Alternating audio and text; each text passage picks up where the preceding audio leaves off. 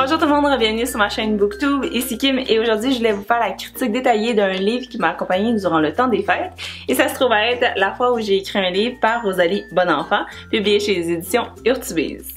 Pour ceux qui connaissent pas Rosalie Bonenfant, et je faisais partie de ces personnes-là, ça se trouve à être une animatrice, actrice qu'on a vu notamment dans le rôle de Sarah, la blonde de Holly dans Les Parents. C'est comme là que j'allais replacer. Mais en ce moment, elle fait surtout des chroniques à la radio et justement, son livre, ça se trouve à être un recueil de ses chroniques.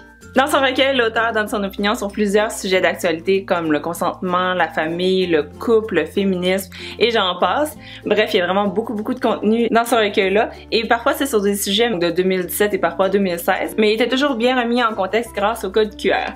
Donc si vous voulez avoir plus de détails sur ce qu'est ce livre-là et sur mon appréciation, je vous invite à regarder ce qui suit.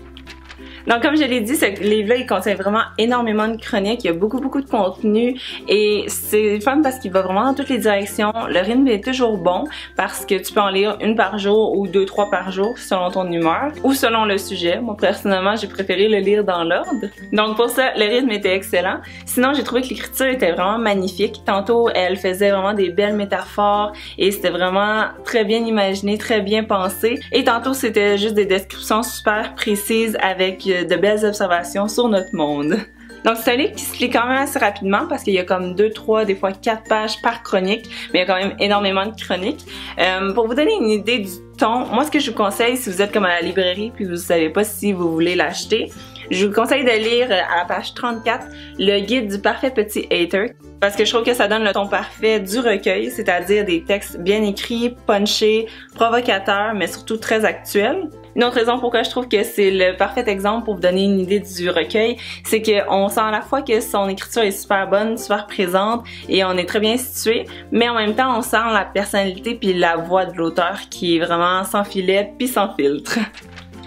On est maintenant rendu à la partie mon appréciation. Donc évidemment, j'ai vraiment beaucoup aimé ce livre-là. J'ai aimé le savourer très lentement. Je l'ai lu sur plusieurs semaines avec d'autres lectures en même temps parce que je lisais environ 2 à 5 chroniques par jour selon mon humeur. Puis c'était vraiment bizarre parce que même si c'était pas un roman ou une histoire qui se suit, j'étais vraiment accrochée puis c'était vraiment un page turner. Donc j'ai été très satisfaite de ma lecture. Donc je vais vous lire un de mes passages préférés. Ça va vous donner aussi une idée de son ton et de son écriture.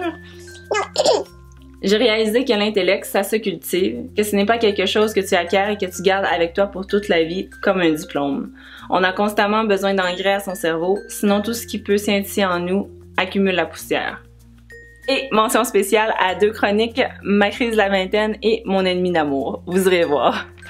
Donc en conclusion, j'ai vraiment beaucoup apprécié ma lecture et au niveau public, je dirais tout le monde qui aime suivre l'actualité pourrait être vraiment intéressé, mais surtout les 18 à 30 ans qui se reconnaîtront vraiment dans le langage familier. Sinon, je remercie vraiment beaucoup les éditions Urtubise de m'avoir envoyé cette lecture que j'avais demandée et que j'avais vraiment hâte de mettre mes mains dessus.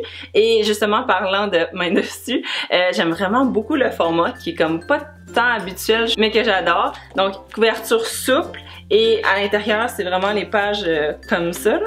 Donc, on peut mettre un signet. Personnellement, juste dans les premières, je le fais, mais sinon, je veux pas endommager le livre. Et ici, on peut vraiment voir le fantôme du titre. Alors voilà, c'est tout pour ma critique. Je m'attendais pas du tout à ce que ce soit un page turner et à l'apprécier autant. Je connaissais pas non plus l'auteur beaucoup, mais maintenant je vais surveiller ses futurs projets. Justement, elle a une séance de signature en fin de semaine et je vais sûrement aller me le faire dédicacer. Donc en conclusion, je donne à ce livre 4,5 sur 5.